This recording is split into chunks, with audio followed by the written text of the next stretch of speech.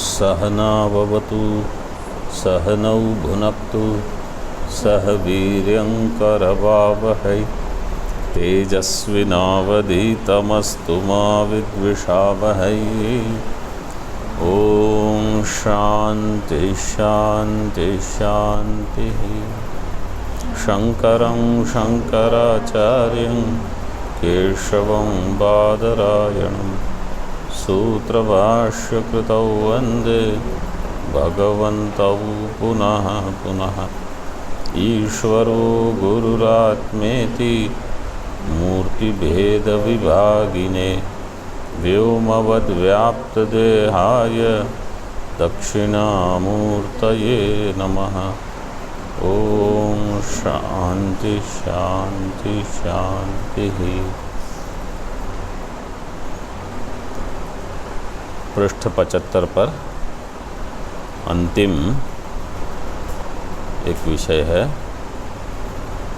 बोधात्मकम, वो हम देख रहे थे। हिरण्यगर्भ के लिए शब्द दिया बोधात्मकम, उसका टीका में अर्थ देखो पहले। ज्ञान क्रिया शक्त्यात्मकम इत्यर्थ है।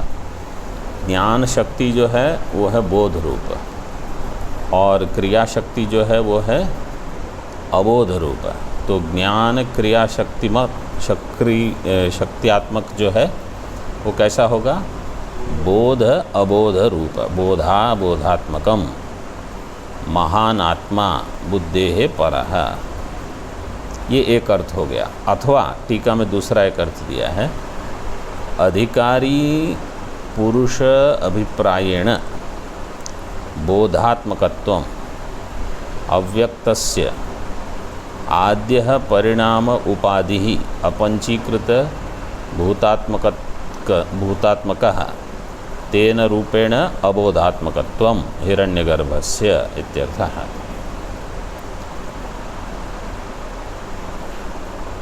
अधिकारी पुरुष मतलब अधिकारी पुरुष शब्द पहले आया है।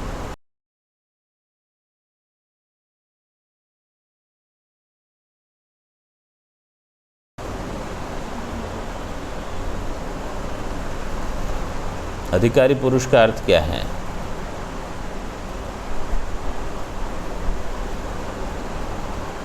हमने पहले बताया था, यमाचार्य जो है वो है अधिकारी पुरुष। मतलब ईश्वर के द्वारा नियुक्त, जिसको कोई काम दिया गया है। जैसे मृत्यु देवता को एक काम दिया गया है ईश्वर के द्वारा कि भाई आपको काल बनना है सबका।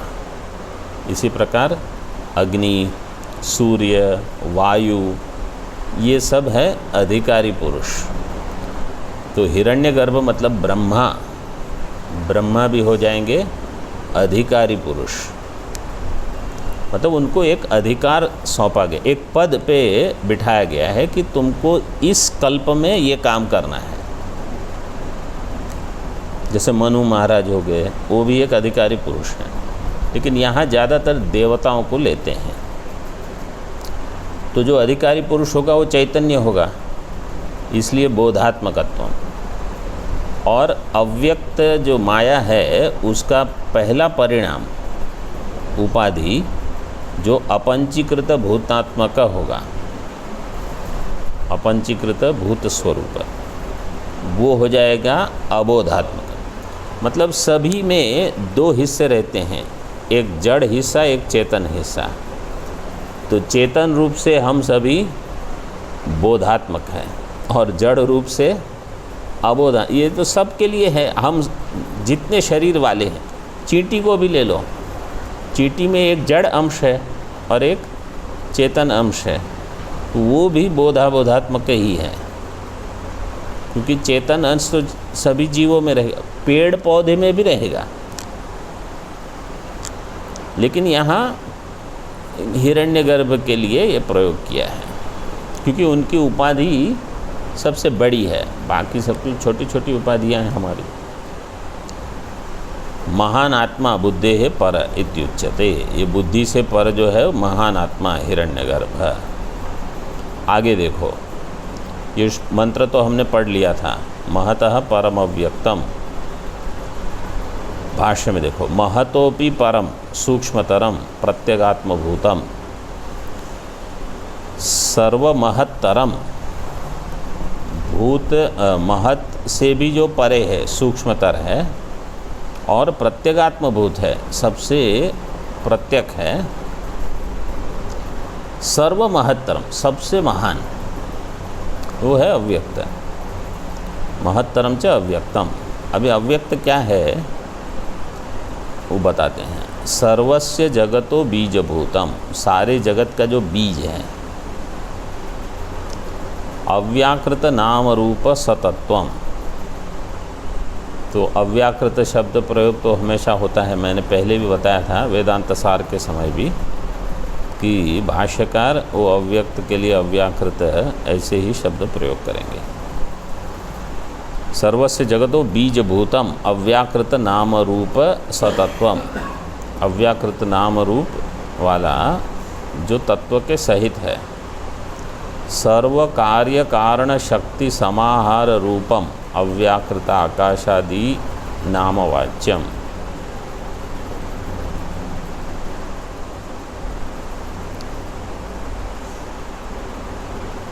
सारी कार्य कारण शक्ति का समाहार, मतलब इकट्ठा किया हुआ एक ही जगह पर जहाँ है। अव्याकृत नाम रूप सतत्वम, ये जो जगत का बीज है अव्याकृत, जिसमें सबका सब छिपा हुआ है। सतत्वम सर्व कार्य कारण शक्ति समाहार रूपम, सारी कार्य शक्ति कारण शक्ति। कारण शक्ति मतलब जिससे सारी शक्तियाँ प्रकट होती हैं, और कार्य मतलब जहाँ अभिव्यक्ति होती है उनकी। तो एक मतलब सामान्य समझ लो, कारण रूप और कार्य रूप, इतना ही। कारण रूप में शक्ति है, जैसे पंखा चल रहा है, ये कार्य शक्ति है, और जहाँ ये ऊर्जा उत्पन्न होती है ये कारण है, वो तो एक जगह रखा है, फिर जैसे जैसे उपयोग होता है वो कार्य में परिवर्तित होती है। तो ये पूरी सृष्टि में भी एक ऐसी शक्ति है, कारण शक्ति है, कार्य रूप में वो अभिव्यक्त होती रहती है।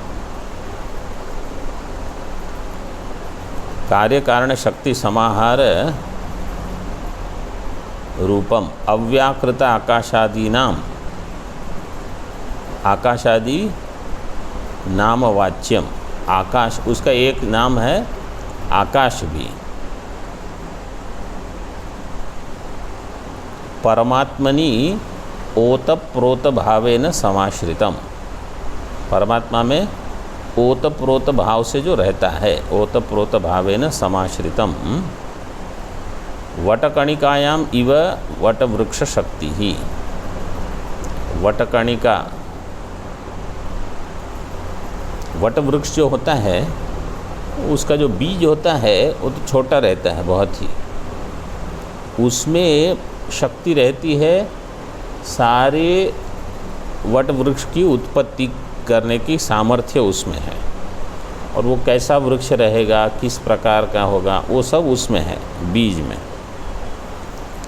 तो यही शक्ति है। टीका में देखो अभी, प्रलये सर्व कार्य कारण शक्तीनाम अवस्थानम अभ्युपगंतव्यम। प्रलय में सारे कार्य कारण की शक्ति कहाँ रहेगी, इसमें अव्यक्त में रहेगी। शब्दार्थ संबंधस्य शक्ति लक्षणस्य नित्यत्व निर्वाहाय, शब्दार्थ संबंधस्य शक्ति लक्षणस्य, शब्दार्थ संबंध शक्ति लक्षण,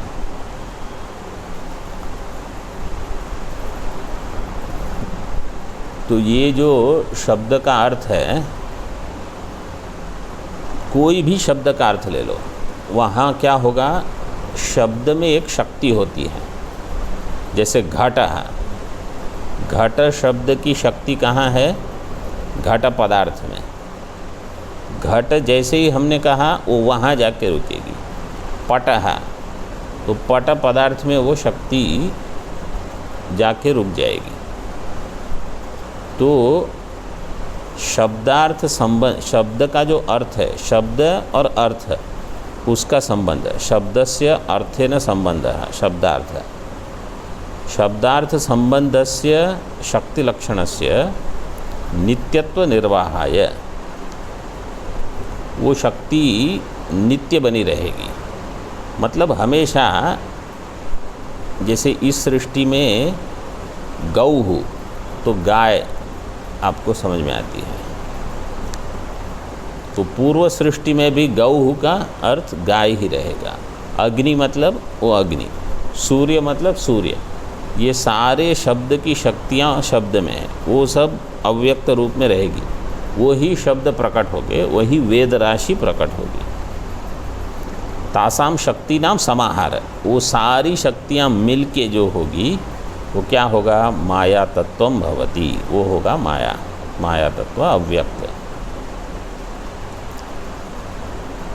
ब्रह्म क्यों नहीं, क्यों ब्रह्म तो असंग है, ब्रह्मणो असंगत्वात् इति शक्ति समाहार रूपम अव्यक्तम इत्यर्थः, शक्ति समाहार रूप अव्यक्त है।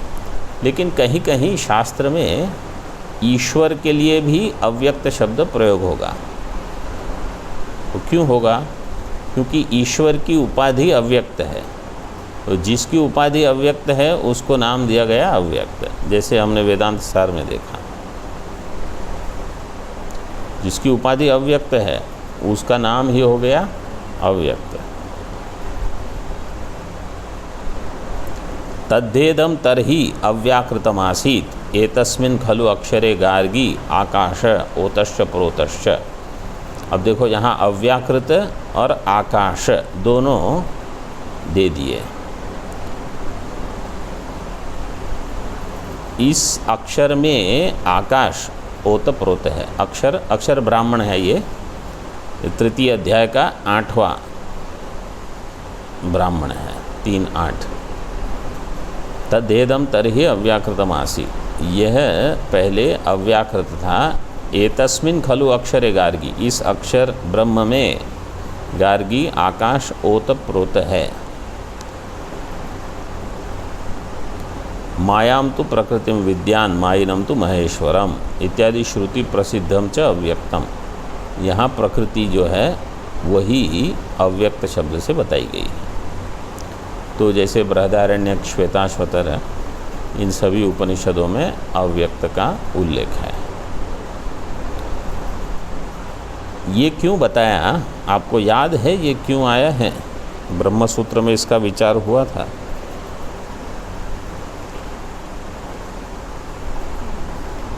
ये इसलिए आया है कि सांख्य मत ये न कहे कि अव्यक्त शब्द से हम जिस प्रकृति को लेते हैं स्वतंत्र प्रकृति, उसको लेना है।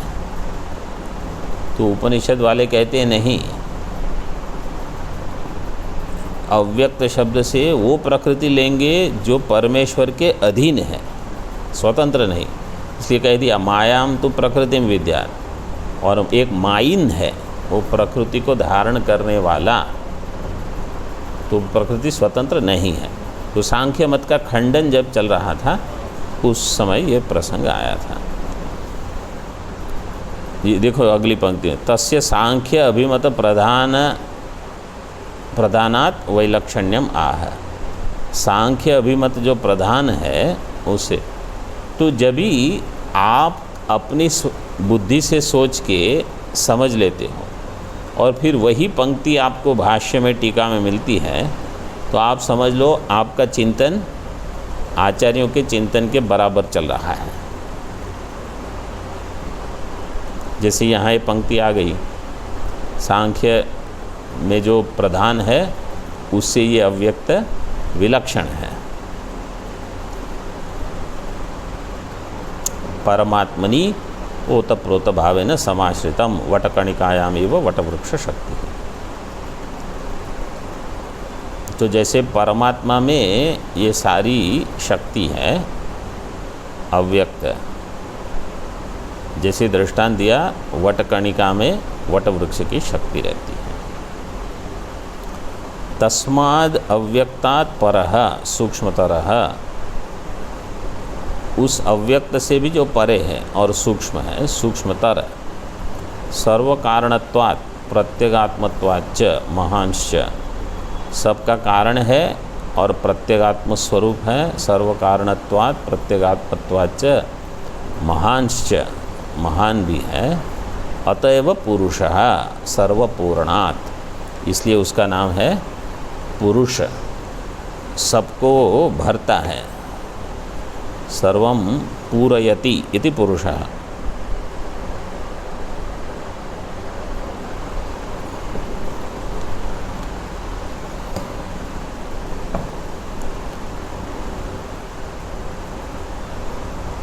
तो जो चैतन्य रूप है सबसे पहले तो वो समझना है, क्योंकि अब तक जो जो बताया वो तो सब जड़ हैं वास्तव में। हिरण्यगर्भ भी वहाँ जो चैतन्य हो कैसा है, प्रतिबिंबित चैतन्य ही है। हिरण्यगर्भ में कोई स्वतंत्र चैतन्य नहीं है। ये पुरुष जो है, पुरुष का अर्थ है चैतन्य है, पुरुष का अर्थ व्यक्ति नहीं है, पुरुष का अर्थ है चैतन्य,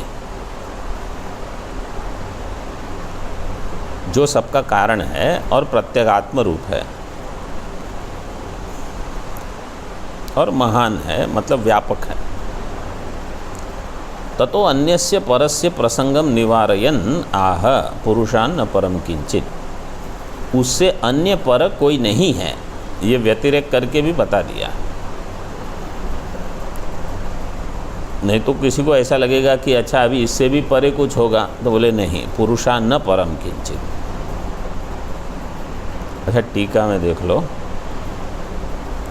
पहले कह दिया शक्तित्वेन अद्वितीयत्व अविरोधित्वम आह, शक्तित्वेन अद्वितीयत्व अविरोधी, परमात्मा की शक्ति होने से ये अद्वितीय की विरोधी नहीं है।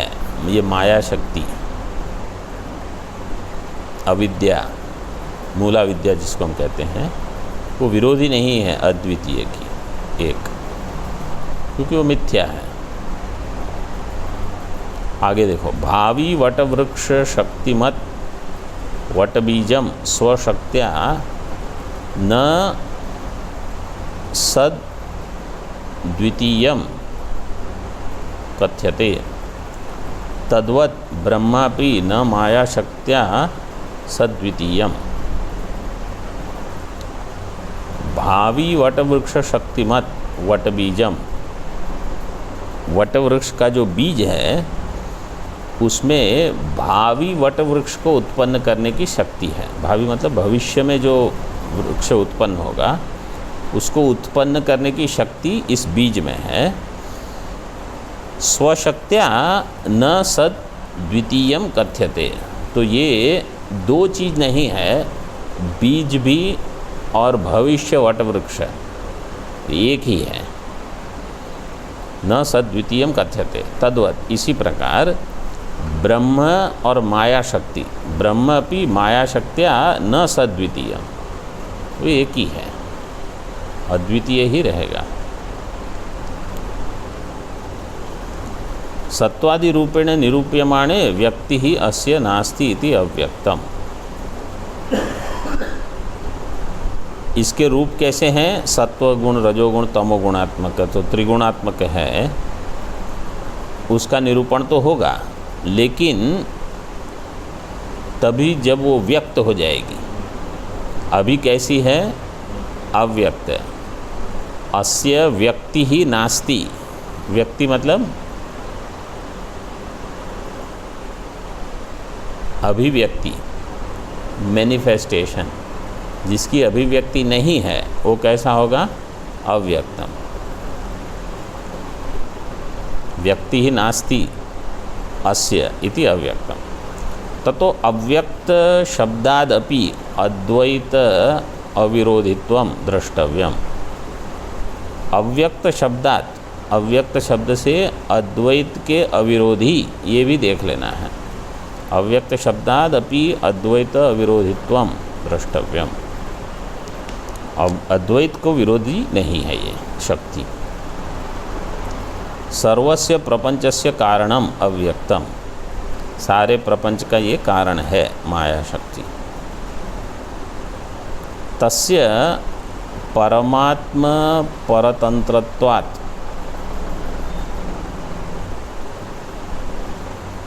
तस्य अव्यक्तस्य, ये परमात्मा के परतंत्र है। परमात्म परतंत्रत्वात् परमात्मनः उपचारेण कारणत्वम उच्यते, न तो अव्यक्तवत् विकारितया अनादित्वात् अव्यक्तस्य पारतंत्र्यं च पृथक् सत्त्वे प्रमाणभावात् आत्मसत्ते एव सत्तावत्वात् च इत्यर्थः। ये शक्ति कैसी है? परतंत्र है। किसके परतंत्र है? परमात्मा के। परमात्म परतंत्रत्वात् परमात्मनः उपचारेण कारणत्वम उच्यते। उपचार से कहा जाता है कि परमात्मा कारण है। वास्तव में कारण कौन है? ये अव्यक्त शक्ति।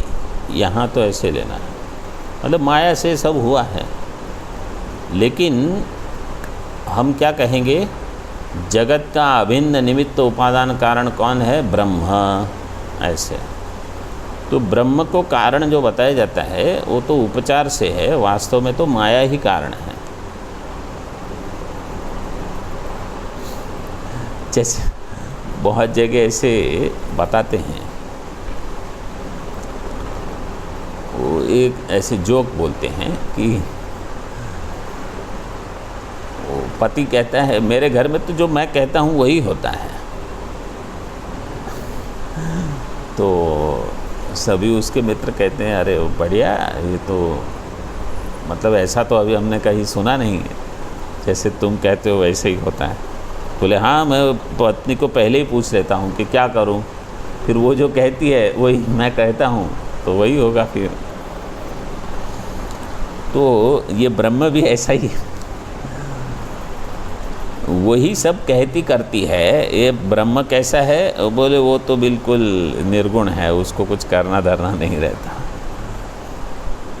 न तो अव्यक्तवत विकारितया, परमात्मा कैसा है? अविकारी, अविकारी कारण है। और अव्यक्त कैसी है? विकारी कारण।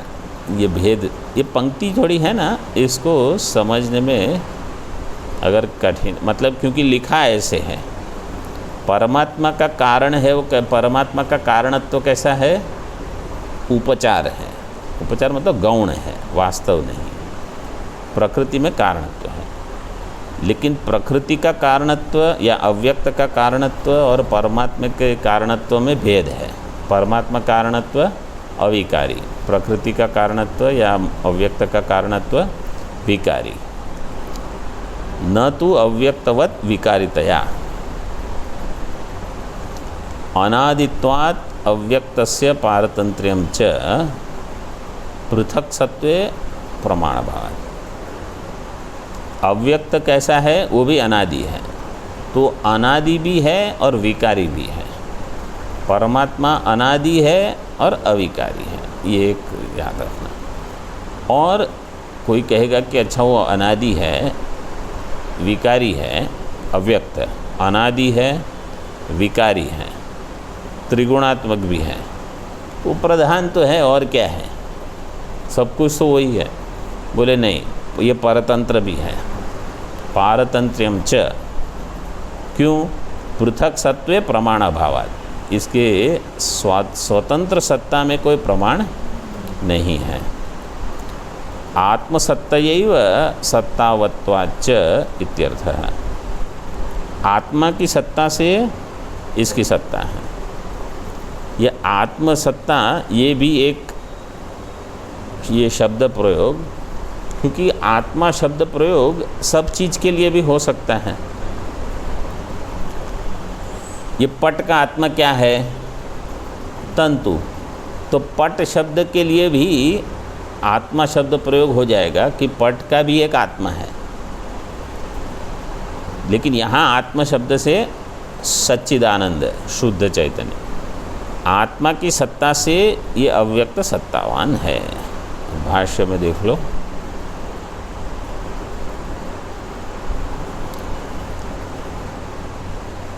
यस्मान् नास्ति पुरुषात् चिन्मात्र घनात् परम किंचिदपि वस्तुअंतरम।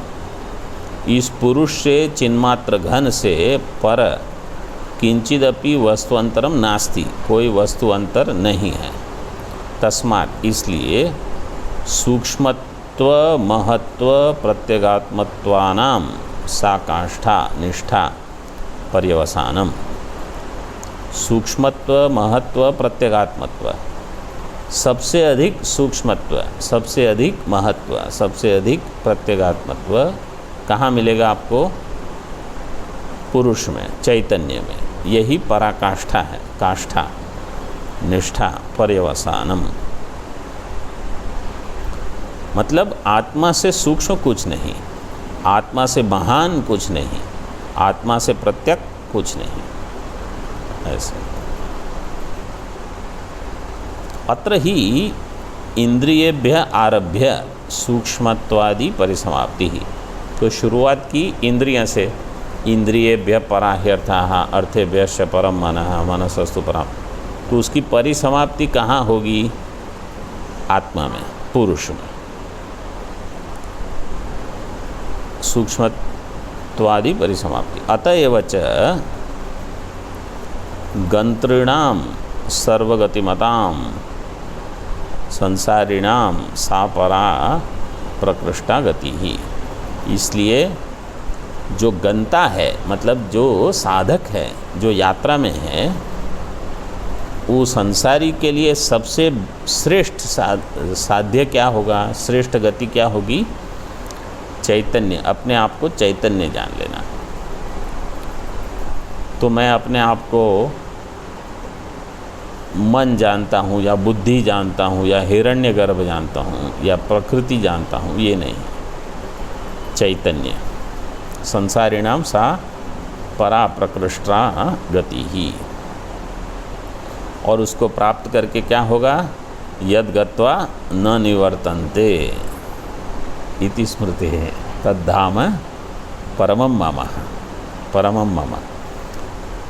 न तत्र नहीं, क्या है वो श्लोक?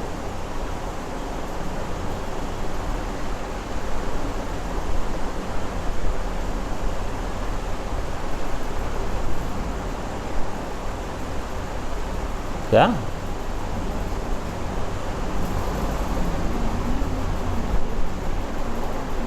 न तद्भासयते सूर्यो न शशांको न पावकः यद गत्वा न निवर्तन्ते तद्धाम। यही है ना श्लोक। तो जहाँ सूर्य चंद्र वगैरह प्रकाशित नहीं होते, मतलब उन सब की शक्ति जो है वो वास्तव में चैतन्य की ज्ञान शक्ति है, जिससे ये सब भी ज्ञान के पात्र हो जाते हैं, ज्ञान के निमित्त बनते हैं, सूर्य चंद्र अग्नि इत्यादि।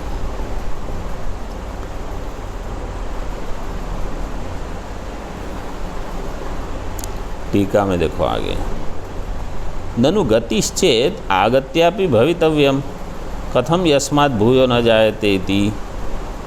अगर गति है तो आगति भी होगी, अगर जाना है तो आना भी होगा। गतिश्चेत आगत्यापि भवितव्यम। देखो ये प्रयोग कैसे है, आगत्यापि भवितव्यम मतलब आगति भवेत, विधिलिंग करना है इसका। आगत्यापि भवितव्यम, इसको हो जाएगा आगति अपि भवेत।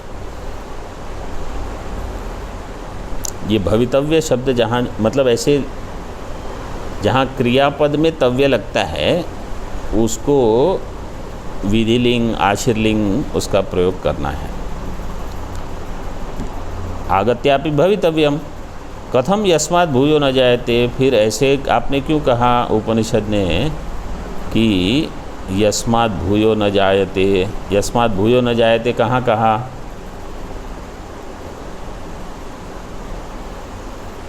एक मंत्र आया था, विज्ञान सारथिर्यस्तु मनः प्रग्रहवान नरः, नहीं वो नहीं, यस्मात् भूयो न जाए, यस्मात् भूयो न जायते आया था मंत्र।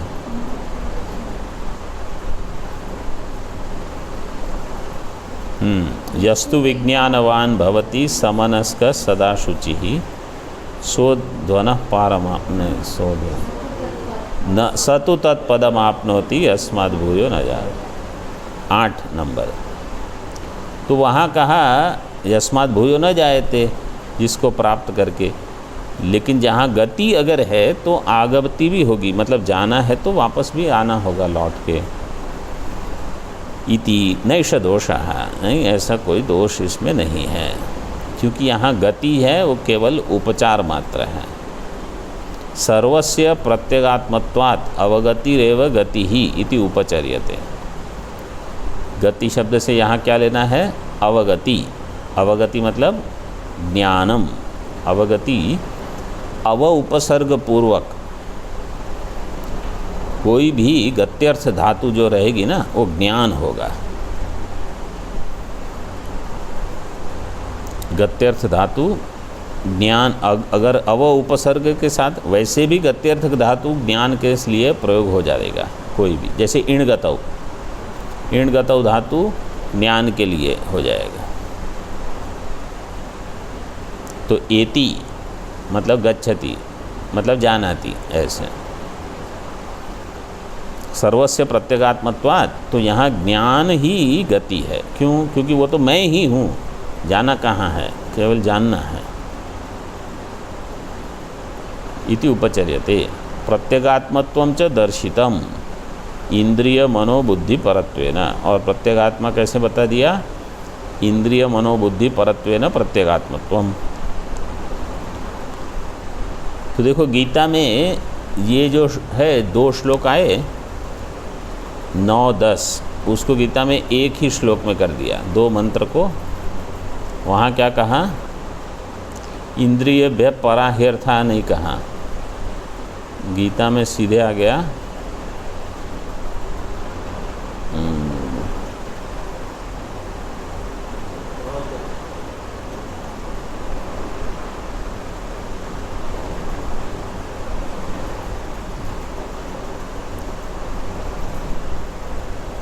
वहाँ 3रे अध्याय में। अगर कोई देख रहा है तो उनको 3रे अध्याय में देखना होगा। ठीक है। अस्याधिष्ठानम् उच्यते। उसके बाद हाँ, इंद्रियाणि पराण्याहुः, इंद्रियाणि पराण्याहुः इंद्रियेभ्यः परम मनः। तो वहाँ सीधे इंद्रिय से मन अर्थ को हटा दिया। मनसस्त परा बुद्धि, मन से परे बुद्धि, और बुद्धेर आत्मा महान पर है, ऐसे दिया है ना? नहीं, क्या दिया है? हाँ, यो बुद्धे परस्तत्सु, बुद्धि से पर जो है वो बस वो आत्मा है। एक श्लोक में कर दिया, क्योंकि वो बीच में हिरण्यगर्भ, अव्यक्त और ये सब गीता के विद्यार्थी थोड़े बोले इतना सब क्या बताते हैं, वो छोटे में बता दो बस। तो वहाँ कम में ही बता दिया। तो इसलिए यहाँ देखो, प्रत्यगात्मत्वं च दर्शितम इंद्रिय मनोबुद्धि परत्वेन, केवल इतना ही दे दिया। जो वो वहाँ जो जैसे श्लोक में अर्थ किया है वो यहाँ भाष्यकार ने दे दिया। यो ही गंता सो अगतम प्रत्यग्रूपम गच्छति अनात्मभूतम न विपर्ययेण। जो गंता है उसने जो अभी प्राप्त नहीं किया है उसको वो प्राप्त करेगा, लेकिन गंता पहले से वो है, इसलिए वो केवल ज्ञान से प्राप्त करेगा। अनात्मभूत वस्तु जो है उसको वो प्राप्त नहीं करेगा, क्योंकि वो है ही नहीं। तो उसकी जो प्राप्ति होगी वो तो औपचारिक होगी, वास्तविक प्राप्ति नहीं होगी। न विपर्ययेण।